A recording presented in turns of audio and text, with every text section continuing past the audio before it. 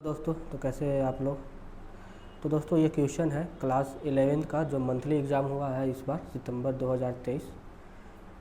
तो इस साल जो क्वेश्चन पूछा गया है और ये क्वेश्चन इसी साल से शुरू हुआ है, तो आज हम लोग इसका हल करेंगे, इसका सलूशन बनाएंगे कि इस क्वेश्चन का आंसर क्या होगा। तो देखते हैं दोस्तों। तो दोस्तों पहला क्वेश्चन जो है, इसमें पहला क्वेश्चन है कि 1 नैनोमीटर को लिखा जाता है। 1 नैनोमीटर को क्या लिखा जाता है दोस्तों? 1 नैनोमीटर को लिखते हैं 10 के पावर -9 मीटर। 1 नैनोमीटर को लिखते हैं 10 के पावर 9 मीटर। इसी तरीके से अगर पूछा जाता कि 1 पिकोमीटर को क्या लिखते हैं, तो 1 पिकोमीटर को लिखते हैं 10 के पावर -12 मीटर। इस तरीके से और भी आगे बहुत सारे ऐसे होते हैं, इनको उपसर्ग कहते हैं।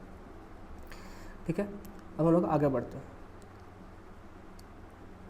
अगला है कि पदार्थ की अनश्वरता का नियम का प्रतिपादन किसने किया? तो पदार्थ की अनश्वरता का नियम का जो पालन है दोस्तों, उन्होंने लेबोजियर ने किया था। लेबोजियर बड़े साइंटिस्ट थे और इन्होंने ही इनको ही केमिस्ट्री का फादर कहा जाता है, केमिस्ट्री का पिता इन्हीं को कहा जाता है। ठीक है, आगे बढ़ते हैं। अगला क्वेश्चन जो है उसमें है कि डाल्टन के अनुसार किसी यौगिक का सबसे छोटे कण को क्या कहते हैं? तो सबसे यौगिक के सबसे छोटे कण डाल्टन बताए थे, उसको यौगिक परमाणु। फिर बाद में इसी को अणु कहा गया था, लेकिन डाल्टन ने यौगिक परमाणु बताया था। ठीक है, आगे आते हैं।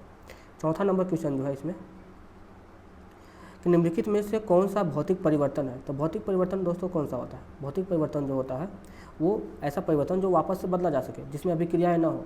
तो ये हवा में जलना, सल्फर का हवा में जलना, जब ये जल जाएगा तो ये कार्बन डाइऑक्साइड बन जाएगा, इसका गुण बदल जाएगा। फिर कार्बन को हवा में जलाएंगे तो ये भी जल जाएगा, ये भी रासायनिक प्रक्रिया, रासायनिक परिवर्तन है।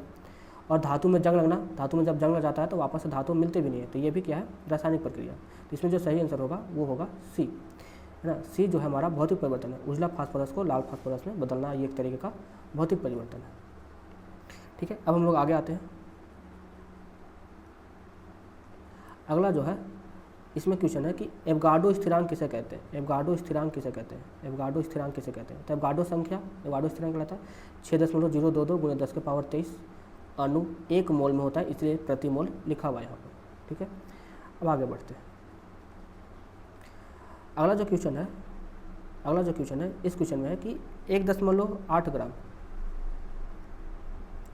1.8 ग्राम में अणुओं की कुल संख्या कितनी होगी? 1.8 ग्राम में अणुओं की संख्या कितनी होगी? सबसे पहले ये कि 1.8 ग्राम में मोल कितने होंगे। 1 मोल में अणु की संख्या हम लोग को मालूम होता है, तो कितने मोल होंगे पहले वो निकालना होगा। तो उसके लिए हम लोग आते हैं दोस्तों, इसको हल करना होगा। ये क्वेश्चन जो है 11th क्लास के मोल कंसेप्ट का है, तो यहाँ से हम लोग इस क्वेश्चन को उठाया गया है। तो मोल बराबर मोल, यानी मोल को हम लोग दिखाते हैं एन से, तो एन बराबर जो होगा वो होता है दिया हुआ द्रव्यमान बटा में मोलर द्रव्यमान। तो H2O का जो मोलर द्रव्यमान होता है, हाइड्रोजन का द्रव्यमान 1 होता है, 2 है, 2 से गुना करेंगे, और ऑक्सीजन 16, टोटल हो जाएगा 18। तो यहाँ पर द्रव्यमान बटा मोलर द्रव्यमान ये आ जाएगा 0.1। ठीक है, 0.1।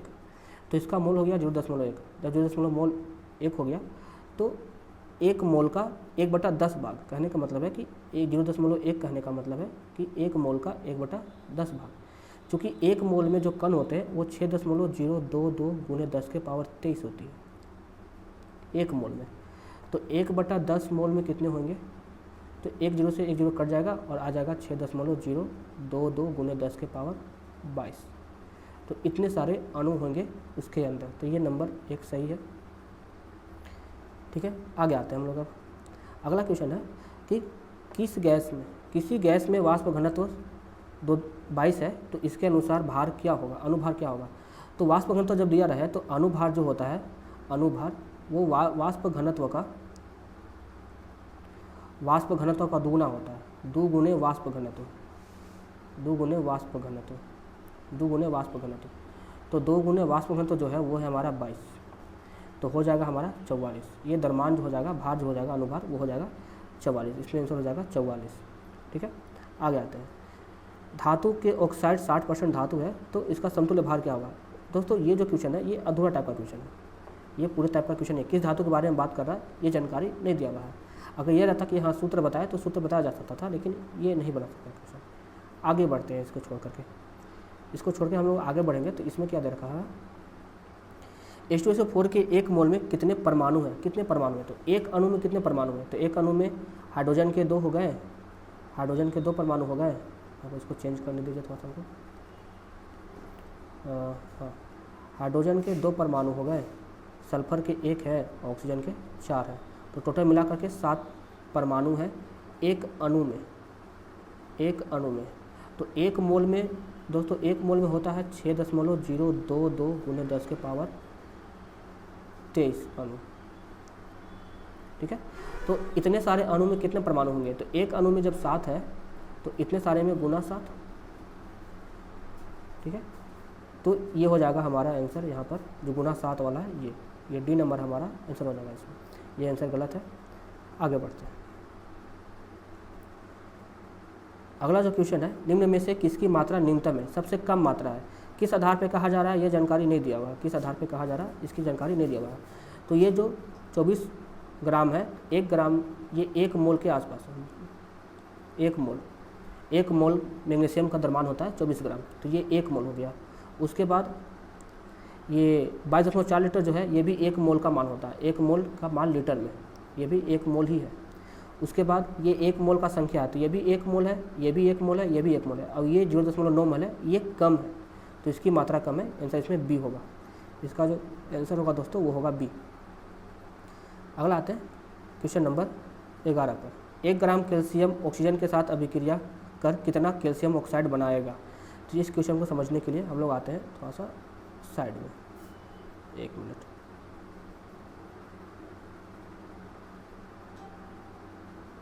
कैल्शियम जब भी ऑक्सीजन के साथ अभिक्रिया करता है दोस्तों, कैल्शियम जब भी ऑक्सीजन के साथ अभिक्रिया करता है, तो कैल्शियम जब भी ऑक्सीजन के साथ अभिक्रिया करता है तो बनाता है कैल्शियम ऑक्साइड, कैल्शियम ऑक्साइड बनाता है। अब क्या कर रहा है, कैल्शियम का द्रव्यमान होता है 20, इसको संतुलित कर लेंगे, 1 मिनट, इसको संतुलित कर लेंगे। तो संतुलित करने के लिए हमको क्या करना पड़ेगा, यहाँ पे 2 से गुना करना होगा ताकि ऑक्सीजन 2 हो जाए और कैल्शियम 2 हो जाए। तो इससे ये पता चलता है, इससे ये पता चल रहा है कि कैल्शियम लिए हम लोग 40 ग्राम कैल्शियम के लिए 16 दूना 32 ग्राम ऑक्सीजन चाहिए, और कितना कैल्शियम ऑक्साइड मिलेगा, कैल्शियम का द्रव्यमान होता है 20, ऑक्सीजन का 16, कैल्शियम का द्रव्यमान 40 और इसका 16, यहाँ पर 80 हो जाएगा ना दोस्तों, ये हो जाएगा 80, ये हो जाएगा 80। तो 40 और 16 हो जाएगा 56, और 56 दूना 112 ग्राम हमको कैल्शियम ऑक्साइड मिलेगा। लेकिन अब ये पूछ रहा है कि 1 ग्राम में कितना मिलेगा, 1 ग्राम में कितना कैल्शियम ऑक्साइड मिलेगा। तो 1 ग्राम में पाने के लिए हम लोग क्या करेंगे, जो 112 का द्रव्यमान आया है इसको 80 से भाग दे देंगे। अब जो आ जाए आंसर, इसके बाद 8 से ये कटेगा, 8 एकम 8 और 3 8 चौके 32, और 1 दशमलव आ जाएगा यहाँ पर, ये 1.4 ग्राम, 1.4 ग्राम ये वाला आंसर होगा दोस्तों। ये वाला, ये पूरा कटा हुआ नहीं है, उसको काटेंगे तो आंसर वो आ जाएगा। इस तरीके से वो हमारा आंसर होगा। आगे आते हैं, अगला क्वेश्चन है, चीनी के अणुसूत्र है, तो चीनी का अणुसूत्र तो याद ही होगा, कार्बन 12 H22 और O11। ग्लूकोज का पूछता है तो C6H12O6, ये ग्लूकोज का होगा और ये चीनी का, ठीक है। आगे आते हैं, एक तत्व जिसकी संयोजकता 3 है, समतुल्य भार 9 है, तो इसका अनुभार क्या होगा। समतुल्य भार बराबर दोस्तों फॉर्मूला होता है, आते हैं समतुल्य भार। समतुल्य भार बराबर फॉर्मूला होता है, जो वास्तविक भार होता है वो, और बटा में संयोजकता,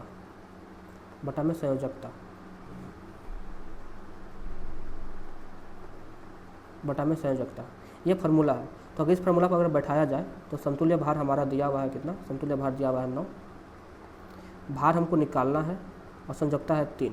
तो यहाँ से भार बराबर जो आएगा, ये 3 जो है 9 के पास चला जाएगा गुना में, तो 9 गुना 3 यानी आंसर हो जाएगा 27। तो ये हमारा आंसर सही है। आगे आते हैं,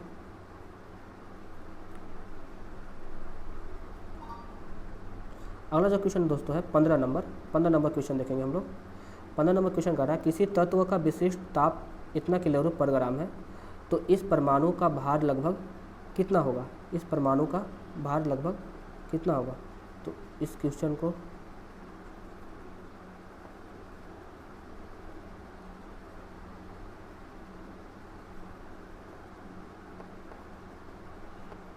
तो इसका जो आंसर होगा दोस्तों वो होगा 30।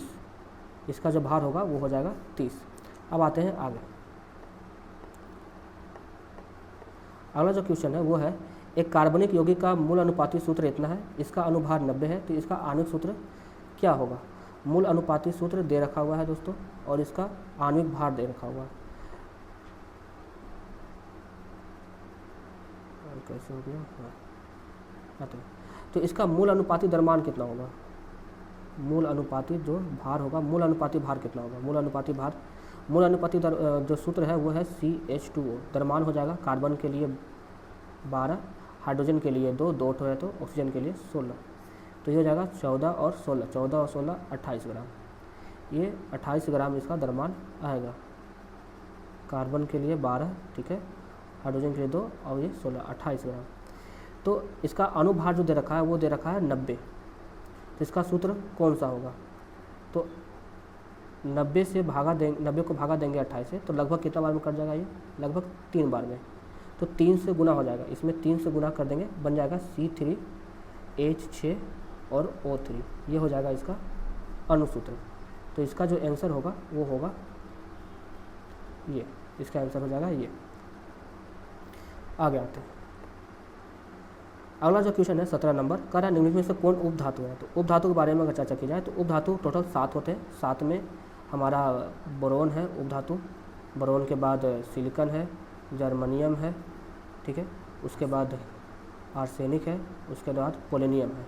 इसमें जो आंसर होगा, एक मिनट,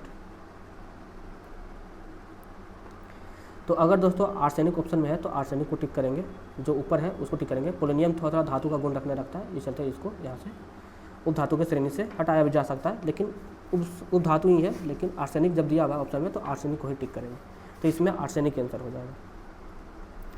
आगे आते हैं 18 नंबर क्वेश्चन, निम्नलिखित में से कौन यौगिक नहीं है। तो कौन यौगिक नहीं है इसमें, तो यौगिक में एक या एक से 2 या 2 से ज़्यादा प्रकार के परमाणु पाए जाते हैं, उसको यौगिक कहते हैं। मार्बल जो है, मार्बल होता है कैल्शियम कार्बोनेट, इसमें कैल्शियम, कार्बन और ऑक्सीजन होते हैं, ठीक है।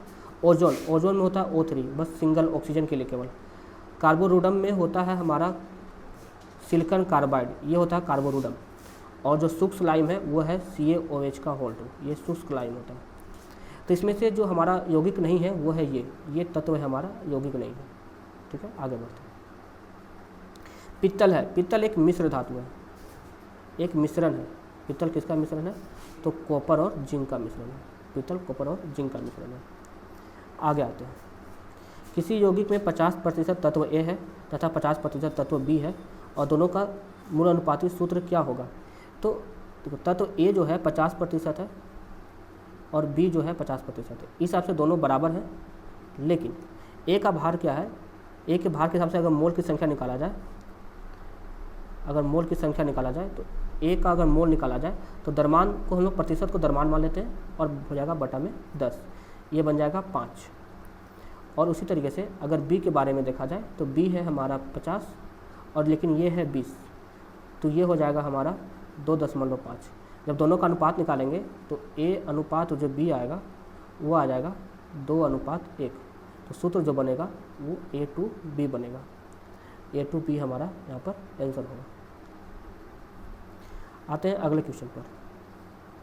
अगला क्वेश्चन जो है वो है जीवन शक्ति का सिद्धांत किसने दिया। जीवन शक्ति का सिद्धांत जो है दोस्तों, एक मिनट, जीवन शक्ति का सिद्धांत जो है वो बर्जलियस ने दिया। और इसको जीवन शक्ति को सिद्धांत को ख़त्म करने वाला जो पहला साइंटिस्ट थे वो थे वोलर। इन्होंने जीवन शक्ति के सिद्धांत को अवहेलना के तोड़ दिया। जीवन शक्ति का सिद्धांत गलत है, उन्होंने ये बात बताई थी। आगे आते हैं। अगला है कि कार्बनिक यौगिक की संख्या बहुत अधिक है, इसका कारण क्या है। इसका कारण क्या है कि कार्बन खुद के साथ जोड़ने की क्षमता रखता है, कार्बन अपने में श्रृंखला बनाने की क्षमता रखता है, इसीलिए इसका संख्या बहुत ज़्यादा मात्रा में है। आगे आते हैं। 23 नंबर क्वेश्चन है अगला, निम्नलिखित में से कौन सा कथन सत्य नहीं है। तो इसमें जो ऑप्शन है, प्राइमरी कार्बन परमाणु को कोई एक अन्य कार्बन या कोई अन्य कार्बन से जुड़ा रहता है। प्राइमरी कार्बन में क्या होता है, प्राइमरी कार्बन किसी न किसी एक कार्बन जुटा रहेगा, इसीलिए इसको प्राइमरी कहते हैं, 1 डिग्री कार्बन कहते हैं, ठीक है। तो एक परमाणु कोई एक अन्य कार्बन परमाणु या अन्य कार्बन से जुड़ा रहता है, हाँ तो ठीक है, ये बात सही है, ये बात बिल्कुल सही है। कौन सत्य नहीं है ये पता करना है हम लोग को। अगला क्या है, सेकेंडरी कार्बन में 2 कार्बन के साथ जुड़ा रहता है। सेकेंडरी कार्बन कहने का मतलब है कि 2 कार्बन के साथ जुड़ा रहेगा तो ये सेकेंडरी हो जाएगा, ठीक है, ये भी बात सही है। अगला आता है टर्सरी कार्बन में 3 होता है और इनमें से कोई नहीं, तो इसमें तीनों सही है। तीनों सही होने के कारण जो इसका आंसर होगा दोस्तों वो हो जाएगा डी नंबर हो जाएगा, इसमें से कोई नहीं। आते हैं आगे, डाईमेथिल ईथर का क्रियाशील मूलक क्या है? ईथर का क्रियाशील मूलक, ईथर जो होता है हम लोग का, ईथर का क्रियाशील मूलक होगा ये पहला बॉन्ड ओ बॉन्ड, तो इसको याद रखेंगे। ईथर का क्रियाशील मूलक है। एसीटोन का आईपीएसी नाम क्या होगा? एसीटोन यानी 2 कार्बन, और 2 कार्बन बोलते हैं एथ, और एथ से बनेगा एथेनॉल, तो ये हमारा हो गया आईपीएसी नाम, ठीक है। आगे आते हैं, अगला क्वेश्चन 25 नंबर में है। 26 नंबर में प्रोपेन क्या है? प्रोपेन 3 कार्बन से बना हुआ कार्बन का श्रृंखला होता है, 3 कार्बन से बना हुआ प्रोपेन। तो प्रोपेन खुली श्रृंखला वाला यौगिक है, सही बात है, ये खुली श्रृंखला वाला ही यौगिक है प्रोपेन। और एक होता है बंद श्रृंखला वाला भी प्रोपेन होता है, लेकिन उसमें ये ऑप्शन में नहीं है बंद श्रृंखला वाला, ठीक है, तो ये नहीं होगा, तो इसमें आंसर होगा हमारा ए। आगे बढ़ते हैं, 27 नंबर, निम्नलिखित में से कौन एसिटिक अम्ल है? एसिड यानी 2 कार्बन, अभी थोड़ा देर पहले हम लोग देखे थे, एसिड का मतलब 2 कार्बन, तो 2 कार्बन वाला जो इसमें दिख रहा है वो केवल यही दिख रहा है बी, तो इसमें बी नंबर आंसर होगा। अगला, निम्नलिखित में कौन ईस्टर है? ईस्टर किसको कहते हैं?